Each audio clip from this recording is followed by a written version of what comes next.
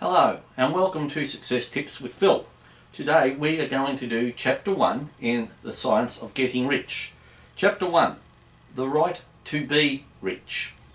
Whatever may be said in the praise of poverty, the fact remains that it is not possible to live a really complete or successful life unless one is rich. No one can rise to his greatest possible height in talent or soul development unless he has plenty of money. For to unfold the soul and to develop talent, he must have many things to use, and he cannot have those things unless he has money to buy them with. A person develops in mind, soul and body by making use of things, and society is so organised that we must have money in order to become the possessor of things. Therefore, the basis of all advancement must be the science of getting rich.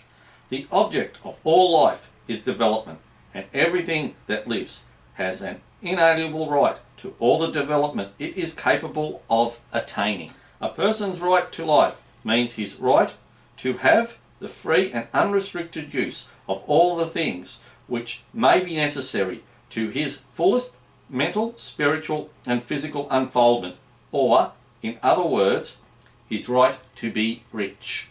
In this book I shall not speak of riches in a figurative way. To be really rich does not mean to be satisfied or contented with a little. No one ought to be satisfied with a little if he is capable of using and enjoying more. The purpose of nature is the advancement and unfoldment of life, and everyone should have all that can contribute to the power, elegance, beauty and richness of life. To be content with less is sinful. The person who owns all he wants for the living of all the life he is capable of living is rich, and no person who has not plenty of money can have all he wants. Life has advanced so far and become so complex that even the most ordinary man or woman requires a great amount of wealth in order to live in a manner that even approaches completeness. Every person naturally wants to become all that they are capable of becoming. This desire to realize innate possibilities is inherent in human nature. We cannot help wanting to be all that we can be. Success in life is becoming what you want to be. You can become what you want to be only by making use of things, and you can have the free use of things only as you become rich enough to buy them.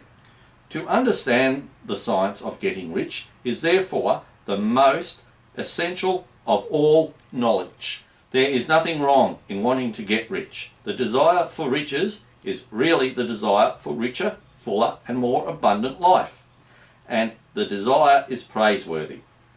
The person who does not desire to live more abundantly is abnormal, and so the person who does not desire to have money enough to buy all he wants is abnormal.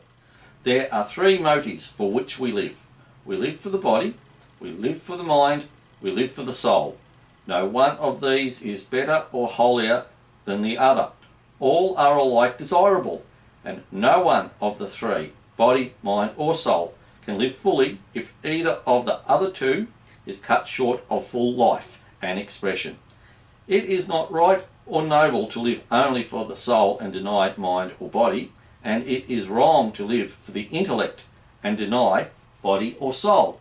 We are all acquainted with the loathsome consequences of living for the body and denying both mind and soul, and we see that real life means the complete expression of all that a person can give forth through body, mind and soul. Wherever there is unexpressed possibility of or function not performed, there is unsatisfied desire. Desire is possibility seeking expression, or function seeking performance. A person cannot live fully in body without good food, comfortable clothing and warm shelter, and without freedom from excessive toil.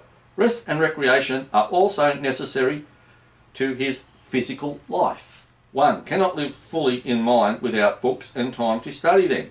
without opportunity for travel and observation, or without intellectual companionship.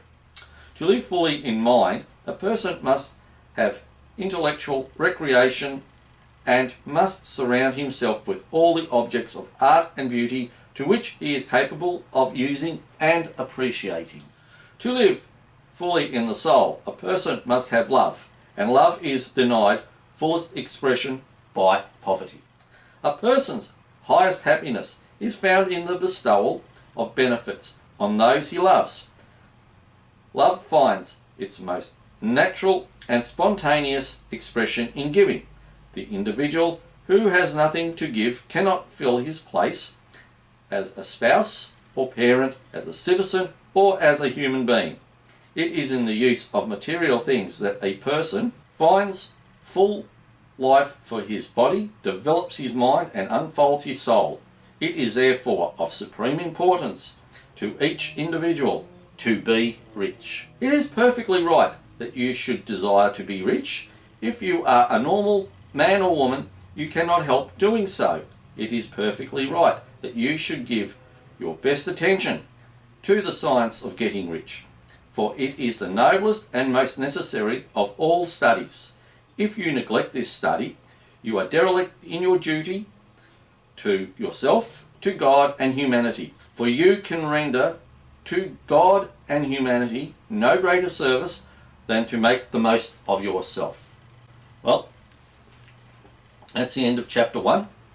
I hope you enjoyed it. If you did, could you give it a thumbs up? And for the next chapter in the science of getting rich, just hit the subscribe button. And thank you very much for watching Success Tips with Phil. We'll see you next time. Bye.